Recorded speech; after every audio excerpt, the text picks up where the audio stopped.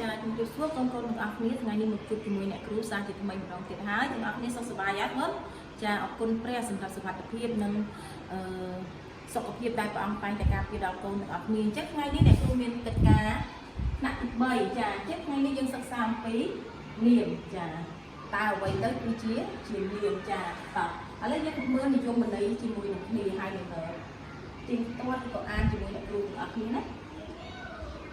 និយមន័យនាមចាអញ្ចឹងនាមជាពាក្យសម្គាល់មនុស្សសត្វវត្ថុរុក្ខជាតិនៅទីកន្លែងចាអញ្ចឹងនេះឲ្យតែជា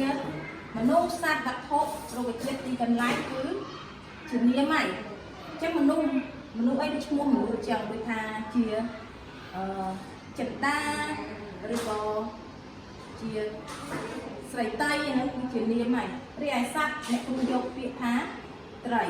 មានថារូបត្រីអញ្ចឹងសម្គាល់ថាជានាមឲ្យតែសត្វមិនថាសត្វត្រីមិនថាសត្វក្របីគោផ្សេងអីទេគឺជានាមរីឯវត្ថុអ្នកគ្រូយកបិចចាបិចជាវត្ថុចាសម្គាល់ថានាមរុក្ខជាតិចារុក្ខជាតិដើមឈើចាហើយទីកន្លែងគឺអ្នកគ្រូយកព្រះវិហារអញ្ចឹងទីកន្លែងក៏ជានាមដែរអញ្ចឹងយើងដឹងហើយថាពាក្យទាំងអស់ហ្នឹងគឺសម្គាល់ថានាមអញ្ចឹងសូមកូនទាំងអស់គ្នាអានជាមួយតែភាសាទៀតចានាមជាពាក្យសម្គាល់មនុស្សសត្វវត្ថុរុក្ខជាតិនៅទីកន្លែងចាអញ្ចឹងយើងដឹងហើយថានៅក្នុងព្រះគម្ពីរព្រះជាម្ចាស់បានបង្កើតមនុស្សសត្វវត្ថុរុក្ខជាតិនឹងទីកន្លែងចាមនុស្សគឺណាគេដែលព្រះបានបង្កើតគាត់ចាដើមនឹងអេវ៉ារីឯសត្វមិនថាសត្វនៅក្នុងទឹកសត្វលើគោកមានដំរីមានខ្លាមានគោមានឆ្កែមានឆ្មា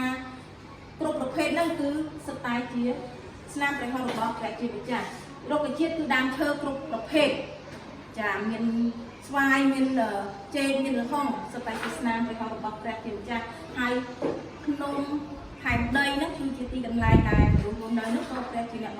បង្កើតដូចគ្នាចាអញ្ចឹងមេរៀននេះអ្នកគ្រូសង្ឃឹមថាកូនទៅផ្ទះវិញចងចាំមេរៀននេះហើយនឹងអាចរកពាក្យដែលជានាម